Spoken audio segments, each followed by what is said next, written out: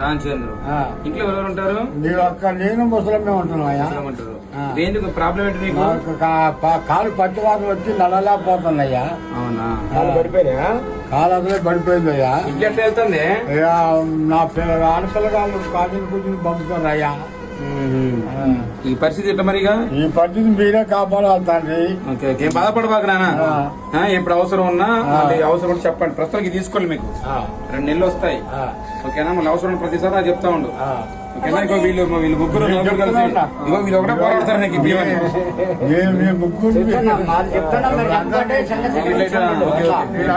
చంద్రశేఖర్ గారు